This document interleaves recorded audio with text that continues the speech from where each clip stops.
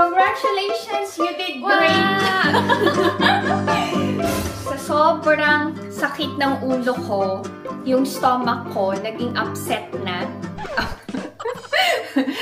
Paano yung itsura na upset? Ganchar.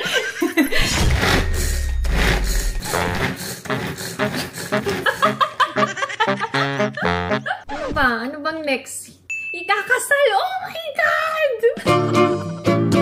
Ang bilis ng panahon to, netizens. Paano ba to? Nung bagong dating ako, alam niyo, lamig na lamig ako kasi dumating ako sa Korea winter, tapos ganitong towel yung naabutan ko. Paano mo tatakpan yung katawan mo dito? Would you believe, mula ulo hanggang paa na tong towel na to? Ay! Sayang! Ay! Iba yan! Ay! Ay, naku!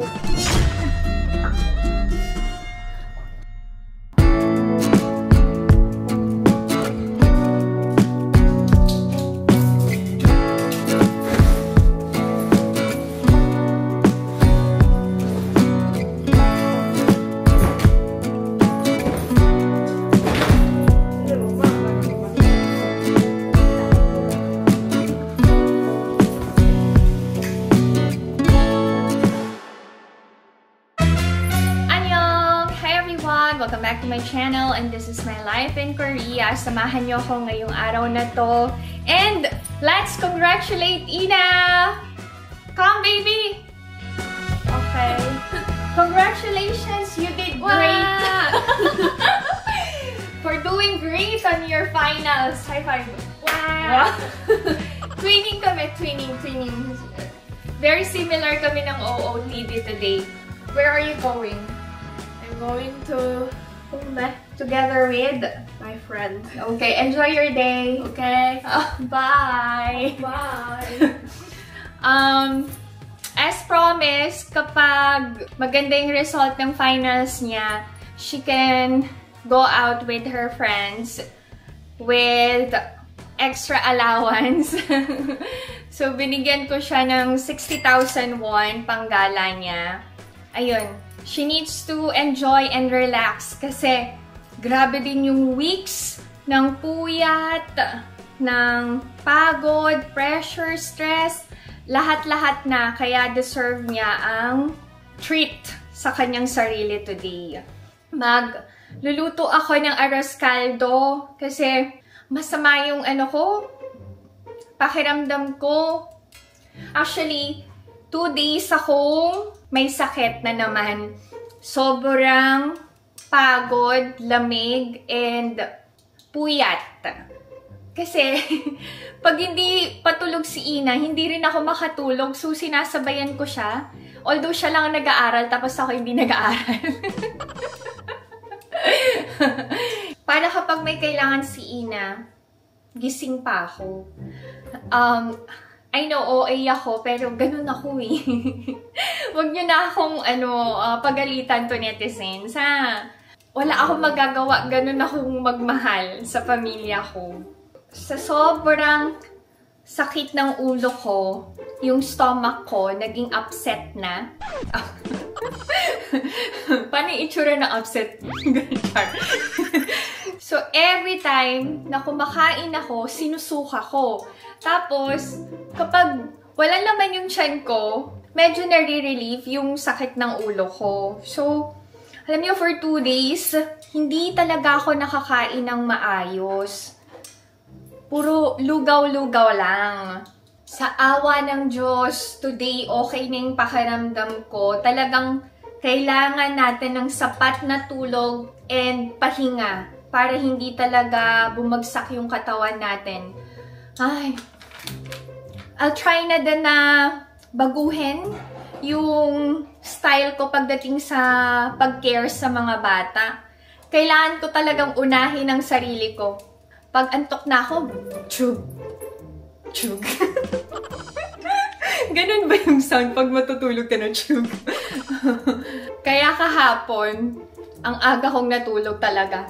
Total, tapos na yung exam ni Ina. Makakahinga na siya, ako din. Parang hindi kami... Literal na hindi humingay. Buti buhay pa kami. Char lang. Magluto na ako to netizens. Bye. Ano ba yan? Oh, sige na. Bye-bye. Okay. Bye. Take care. Dalaga na talaga si Ina. Naka-peace ako kasi lalabas ako maya-maya. Magluluto muna ako ng arroz caldo. Mag-mince na ako ng garlic. Okay, napalanunan ko to sa raffle. Sa isang Philippine Community Party. Pero mura lang to. Pwede nyo mabili sa Daiso worth 3,001. Hindi na ako gagamit ng mortar and pestle. Masakit din sa kamay. Hindi na naman ako nakahingi ng bawang kay Omoni. Naniniwala kayo sa mga mangkukulam? Totoo ba yun? May kilala ba kayo mangkukulam? May ipapakulam ako? Hindi. Kayo talaga? Wala lang, naisip ko lang kasi may bawang. Pati sa multo-multo. Naniniwala ba kayo? Ay, multo ba? Or aswang? Ganon. Okay, check natin kung gaano siya ka. Ay! Kailangan din pala ng ano to, lakas.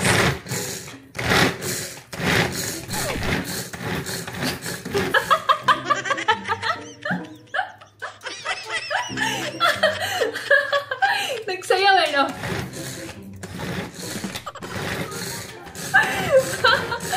Ay, nako. Nakakatuwa naman. Nag-enjoy ako. Okay. Oh, diba? Not bad. This time, yung luya naman. Ba't ako nakaupo? Masakit balakang ko to, netizens. Bakit masakit balakang ko? Nung naglilinis ako ng bathroom namin, tumama yung balakang ko sa doorknob. Ang laki kaya ng pasa ko dito sa balakang. May pagka-clumsy din ako eh. Okay. Done ang luya. Ito yung malagkit ko.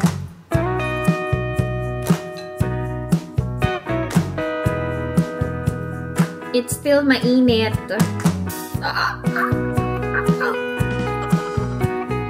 Hindi ko ba hugasan to? Kaya pag inugasan ko, mawawala na yung lasa, no? Bearable naman yung init.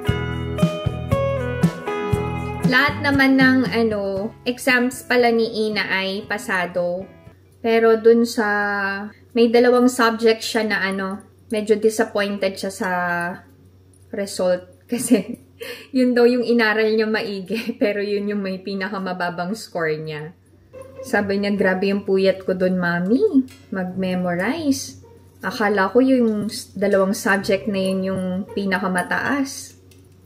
Sabi ko, nagsisi ka ba na grabe yung in-exert mong effort sa pag-aaral para sa final? Sabi niya, hindi. Kasi kung hindi ako mag-aaral mabuti, hindi ko ma-achieve yung goals ko na magkaroon ng magandang final result ng exam.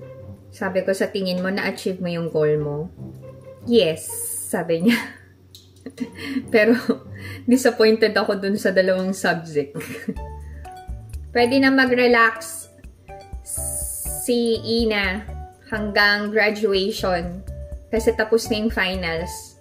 Ay! Ito netizens. May git isang buwan na lang. Aakyat na ng stage ulit si Ina. Graduate na siya. May high school na tayo to netizens next year. Bilis-bilis. Alam niyo yun? Nakasama namin kayo. Elementary student pa lang ang mga kids. Hanggang ngayon na middle school student sila, nandyan pa rin kayo. Tapos, high school. Tapos, college. Tapos, ano ba? Ano bang next? Magkakatrabaho, magkaka-boyfriend, ikakasal. Oh my God! Ang bilis ng panahon to, netizens. Paano ba to? Nandyan pa kaya kayo?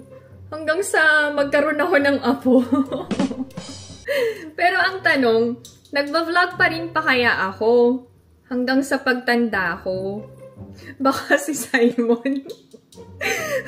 Sobrang kapal na ng salamin kaka-edit ng mga videos namin. Grabe. De, Simon promised me na hanggat kaya niya mag-edit, mag-e-edit siya ng mga vlogs namin. Kasama namin kayong tatanda ni Simon to netizens. Tapos, kasama ko kayo magse-celebrate ng 50th birthday ko, ng 60th birthday. Ay, nako, ano kayang itsura natin that time? Siyempre, bongga pa rin. No? Ganda pa rin tayo niyan. Okay, tingnan nyo. Kaka-chikahan natin. Di ko na malayan na tapos na yung chicken. Di ko rin masyadong naramdaman yung init ng manok. Okay na. Thank you, Lord. Kailangan ko ng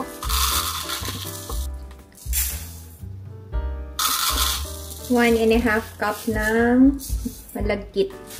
Hugasan ko lang. Magsusutay na tayo ng garlic. Ay, i-fry ko muna kaya yung garlic, no? Yung pang top ko din. Tama. Tapos, i-set aside ko na lang, no? Dapat daw pag nagpa-fry ng garlic, isabay sa mantika para sabay silang maluto. Okay.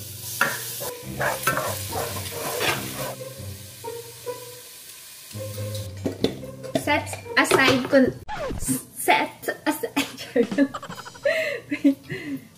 aside ko lang ang garlic. Wow! Sautay ko na ang ginger. Lagay ko na ang chicken.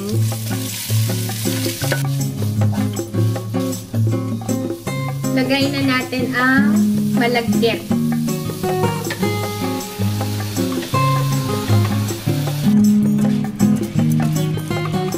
Lagay na natin yung water. I'll add chicken cube. Pan natin.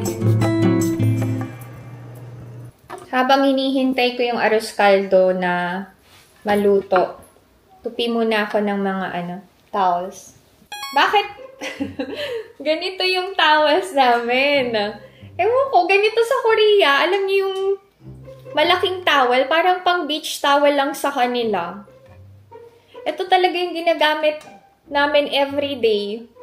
Dati, nung bagong dating ako, alam niyo, lamig na lamig ako kasi dumating ako sa Korea winter, tapos ganitong towel yung naabutan ko. Sabi ko kay Alex, wala bang mas malaki at mas mahabang towel? Ang lamig kasi pag labas mo ng bathroom, alam niyo yun, kahit may heater yung bahay, lalamigin ka talaga. Paano mo tatakpan yung katawan mo din? Pero sa katagalan, nasanay na din ako. I'm sure yung mga Pinay makaka-relate sa kwentong towel. Would you believe, mula ulo hanggang paa na tong towel na to? Pero ako kasi, 2 towels ang ginagamit ko sa isang liguan. Isa sa ulo and isa sa katawan. Kaya kung married kayo sa Korean and papunta kayo ng Korea, pwede kayo magdala ng sarili nyong towel. Or magpabili na kayo sa Korean husband nyo ng malaking tuwalya. May nabibili naman. Ay, okay. Kailangan ko lagyan ng patis. Okay naman. Lagyan din natin ng ground pepper. Ay, dapat pala yung pinagpakuluan ko ng chicken yung nilagay kong broth. Lagay ko na lang kaya. Sa tingin nyo? Ay! Sayang! Ay! Ano ba yan? Ay! Ay, naku. Ay, hindi. Pwede pa to. Pwede ko pa magamit tong chicken broth. Kasi pag pinainit ang arroz caldo, di ba pwedeng lagyan ng tubig ulit. So, eto na lang. Alam nyo, nung nagluto din ako ng sopas, nakalimutan ko din yung pinagpakuluan ko ng manok. Talaga naman. Mas malasa sana to. Lagyan ko to kasubha. Mag-boil din ako ng itlog. Dapat pala kanina pa. Ay, lagay ko na nga itong chicken broth. Yan. Okay, luto na ang aking arroz caldo. Pati yung egg. Maya-maya, mag-prepare na ako ng merienda ko. Diyan lang kayo. Mag-merienda na ako ng arroz caldo. Wow! Ay, ito netizens. Galing ko na talaga magluto. Tapos ako lang din nag-e-enjoy sa luto ko. Di naman masarap ang kain nila. Alexina and Ijun. Ang dami akong kakainin. Babawi ako ng kain. Tingnan nyo naman. Oh. Diba? Kita nyo ba yan? Lagay ako ng spring onions, garlic. Wow. And syempre, yung egg. Wow. Oy, nice. Oy, nandito na ang aking mokito-kito. Kain tayo.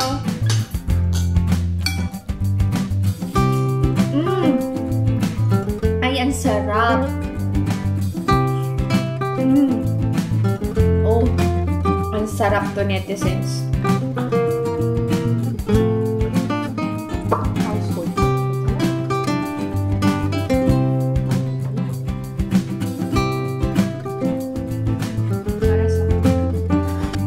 Sarap to, may tokwat baboy. Walang tokwat tsaka baboy sa bahay. Okay na to. Nag-a-adjust pa yung tiyan ko. Parang di na ako makakalabas. Tinatamad na ako lumabas to, netizens. Prepare na ako ng merienda ni Ijun.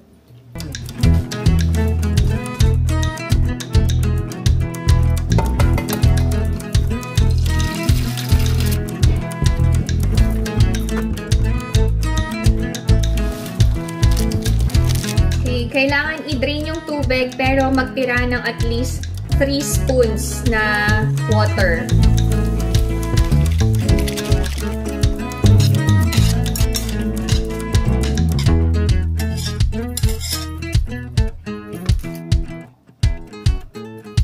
Tadang!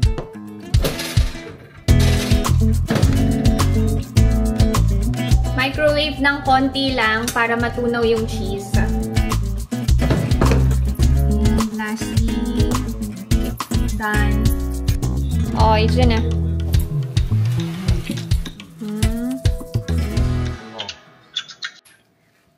Alex is home, but he has to go out. Meron siyang schedule tonight. Have fun. Enjoy your dinner. Bye-bye. Unsan ako.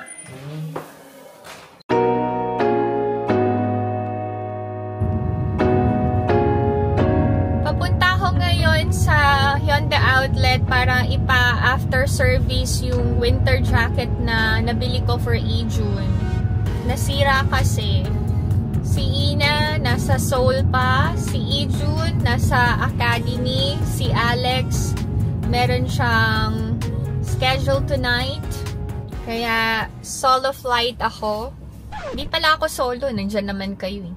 Madami tayo. Alam nyo to, netizens, parang nung nag-40 ako, nawalan ako ng gana sa pag-shopping. Kat, wag na tapos bigla may gana na naman ako. Baka ngayon lang kasi may sakit ako. Kat. Samahan nyo na ako to, netizens. Wala akong kasama eh. This week parang halos araw-araw akong nasa Hyundai Outlet. Kilala na ako ng buong store, Charlan. Samahan nyo na ako, ha? Diyan lang kayo.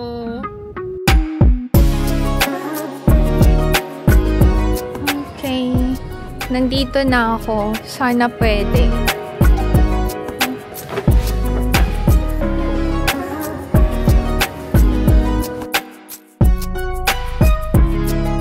It will take some time time bago ko makuha yung puffer jacket ni Ijun. Pero okay lang. Bibili ako dito ng pasalubong para sa mga kids. Pizza O. Kukontakin na lang ako kapag ready na yung order ko. Mag-iikot-ikot muna ako dito. Sale sa Nike eh. Under renovation ng Nike. So, naguguluhan ako sa store. Labas na ako. May photo zone daw dito eh. Check natin. Ito yung photo spot here. Ay, nice. Oo.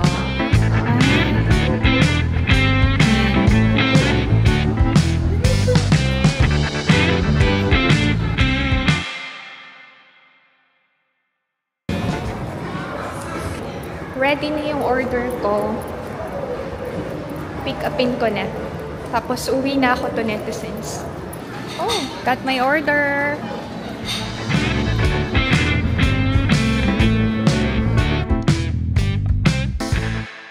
Ina is already home.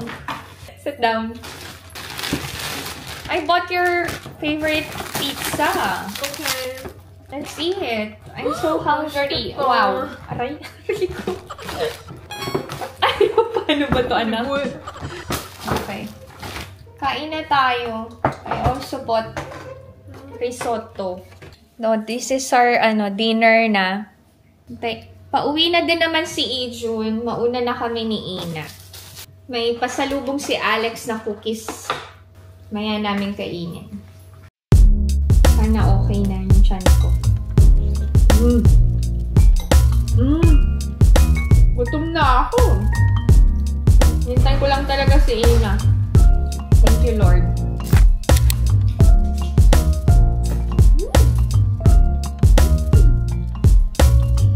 Try natin si Ijun to Netizens.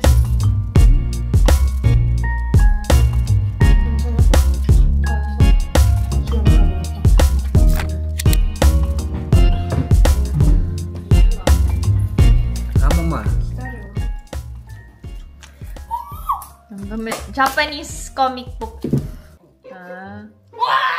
Ang ganda mo, anak. Why are you so maganda, Inaya? Maganda. That's maganda. Guwapo. Pogi. Inaya! Ang ganda-ganda mo. You're so maganda. Is Nuna maganda, ate? What? 미친놈. Reaction. 이상해. 어떡해. 누가 더 잘생겼어? 얘가 더 잘생겼는데. 아니야. 우리 모기뚝 더 잘생겼지. 봐봐. 엄청 잘생겼구만. 우리 뚝뚝. 어서 봐. 저런 걸 왜 이렇게 호들갑이야? 난 그냥 비교 까면 그냥 까는데. 연결이야? 못생겼구만. 이준이 또 잘생겼구만. 아니야. 봐봐. 이상해. 그치? 아들. You're so handsome naman. So big na talaga. You're so big na. Sonia's, i-check nyo ang page and you can place your order na para sa special occasions and for holiday season. Ang aming best sellers ay leche flan, ube flan, and mango float. Kaya ano pang iniintay nyo? Order na! Okay, that's it. This is my video for today. I hope that you enjoyed watching, and if you're new to my channel, please consider subscribing, like, and share. Baby! Okay, stay safe everyone. Bye! Thank you, Lord, dahil nakaraos si Ina sa finals. Thank you to Netizens sa prayers niyo and support niyo palagi. Not just for me, but for Ina, Ijun, and Alex. And syempre sa buong pamilya ko. Palagi kayong nandyan. Love you.